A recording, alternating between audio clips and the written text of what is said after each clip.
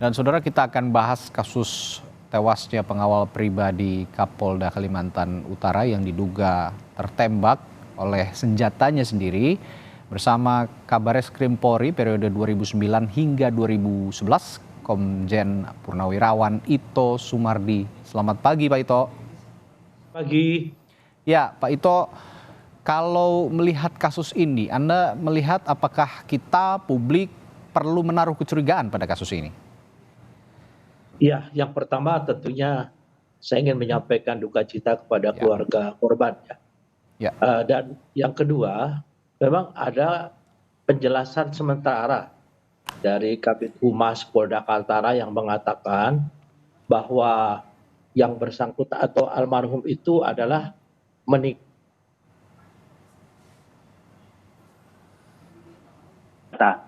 Tentunya ini merupakan kesimpulan awal yang harus dikembangkan ya. Apalagi Pak Kapolri sudah memerintahkan agar kasus ini diusut tuntas. Nah ini nanti akan melibatkan tentunya dari unit-unit daripada forensik, kemudian juga dari lapor ya. Dan dari hasil autopsi kan sudah bisa disimpulkan dari mana pelurunya masuk dan pelurunya keluar. Kemudian kalau dikatakan itu kelalaian dalam membersihkan senjata, tentunya akan ada alat-alat bukti pendukung yang mengatakan yang bersangkutan sedang membersihkan senjata.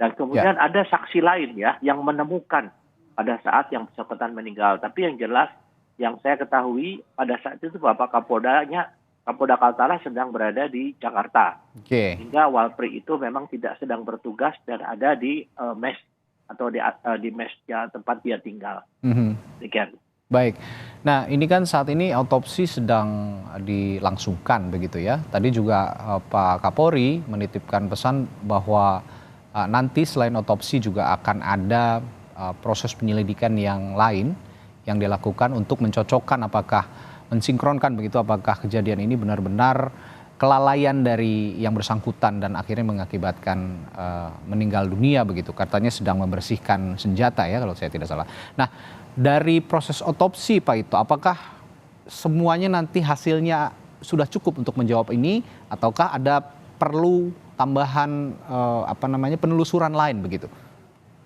Ya, kalau tadi kita semua menyimak ya Pak Kapolri mengatakan ini harus diusut tuntas. Tentunya ini akan melibatkan juga mungkin dukungan daripada Mabes Polri ya. Kita tahu juga bahwa perlu ada digital forensik ya, rekam jejak digital antara pembicaraan yang bersangkutan entah dengan siapa. Kemudian kita tahu bahwa saat ini kan istri yang bersangkutan juga akan melahirkan ya yang almarhum ya. Nah, saya di sini tentunya kita juga terlalu dini kalau saat ini menyimpulkan bahwa dari kecelakaan saja, tapi kan keluarga ingin tahu. Dengan melibatkan Mabes Polri, maka tentunya unsur independen, transparansi ini juga diharapkan bisa memberikan kepastian kepada keluarga sehingga tidak menimbulkan kecurigaan.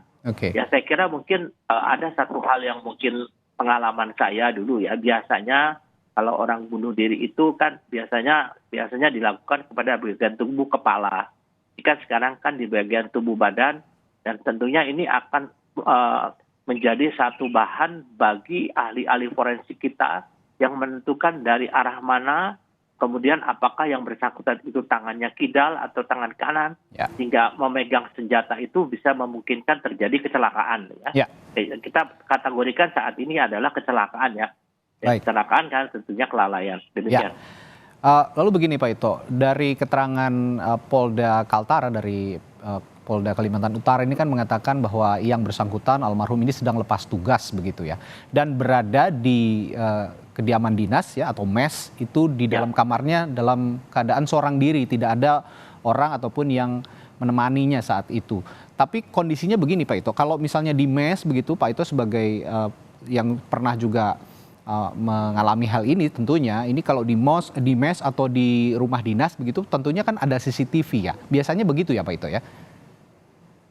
Biasanya pengalaman saya ya, saya kan pernah di Kapolda, Kabareskrim punya Walpri.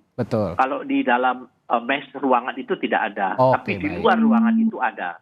Nah nanti kan bisa dilihat kapan meninggalnya, waktu meninggalnya, kemudian siapa yang masuk di sana. Nah ini akan dikaitkan ya, karena kan yang menemukan pertama kalau nggak salah ajudan. Ajudan itu kan ada ajudan dinas, ada ajudan yang standby. Ya, mungkin Oke. saat itu ajudan standby karena Pak Kapolda sedang berada di Jakarta. Ya. Saya kira mungkin ini akan kita perlu menunggu hasil daripada kerja keras daripada tim forensik maupun dari tim Ya, lapor dan juga saksi-saksi di mana yang menemukan itu siapa, kapan dia menemukan. ya, Kemudian saat itu dari CCTV kan kelihatan kalau yang betul. bersangkutan itu pada jam tersebut masuk ke dalam mes itu atau ruangannya sendiri atau dengan Ya, temannya. Saya itu kira yang kita perlu menunggulah ya. Ya, itu yang penting juga untuk kita telusuri selain hasil otopsi, ada juga jejak digital begitu ya, jejak forensik juga nanti Ya, ya, ditelusuri, terutama CCTV yang seperti Pak Ito bilang tadi ada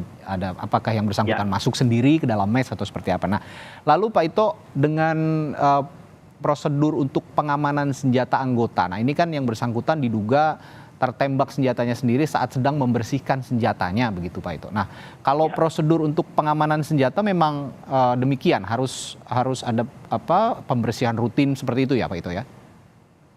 Pengalaman saya ya dan juga mungkin anggota tersebut kan almarhum adalah pangkatnya brigadir ya. Ya, Tentunya itu pangkat yang senior. oke. Prosedur protapnya kalau sedang tidak bertugas maka peluru itu harus dikeluarkan ya. Magasnya dibuka dulu, kemudian kita keluarkan pelurunya. Nah, yang biasa mungkin terjadi karena kita juga lihat kondisi seseorang kan mungkin lelah ya atau capek sehingga kadang-kadang dia itu lupa dengan prosedur ya. Apalagi yang bersangkutan kan memang tentunya orang yang terlatih yang ditunjuk menjadi seorang walpri ya.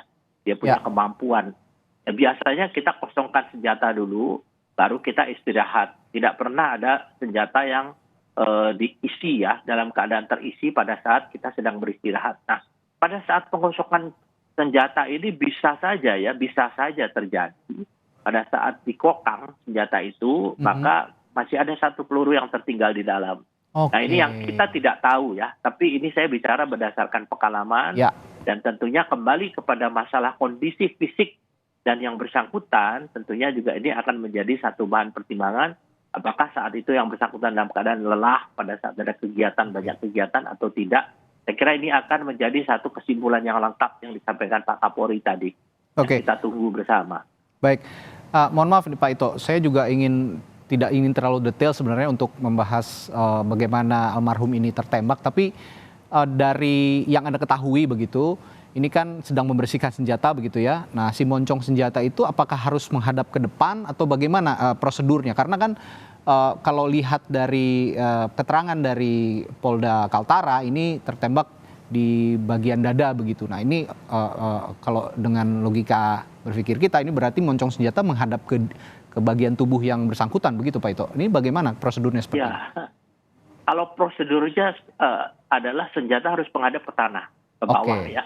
Oke. Prosedur ke bawah atau mungkin ya ada juga mungkin dia ingin melihat apakah di dalam senjata tersebut masih ada peluru atau tidak, itu saya kurang tahu. Tapi kalau protapnya, semua pada saat pengosokan senjata itu senjata harus menghadap ke tanah dan jarak 45 derajat. Itu semua sudah Baik. tahu dan itu standar yang harus dilakukan oleh setiap pemegang senjata api ya.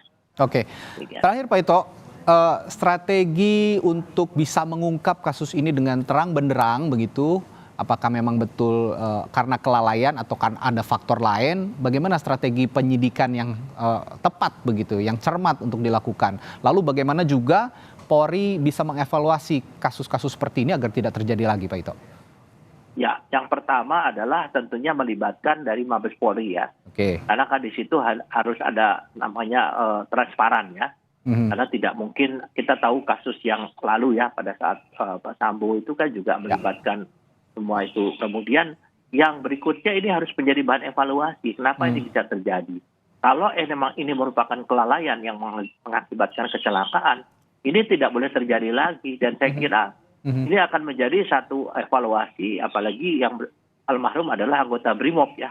BRIMOB itu memiliki kemampuan khusus dan dia pasti memiliki satu standar yang lebih ketat daripada polisi biasa ya atau polisi umum. Nah, ini ke depan akan menjadi bahan evaluasi tentunya khususnya bagi seluruh anggota Polri dan saya rasa mungkin pengalaman ini pengalaman yang sangat mahal dan sangat berharga ya agar tidak terjadi di kemudian hari. Demikian. Ya, kita nantikan juga nanti bukti-bukti otentik yang bisa membantu akuratnya hasil penyidikan kasus ini. Apakah memang benar-benar kelalaian ataukah ada faktor lain dari kasus tewasnya pengawal pribadi Kapolda Kalimantan Utara. Baik, terima kasih keterangannya. Kabareskrim Polri periode 2009 hingga 2011, Komisaris Jenderal Purnawirawan Ito Sumardi telah memberikan informasi di Sapa Indonesia Pagi. Terima kasih Pak Ito, sehat selalu. Terima kasih, selamat pagi.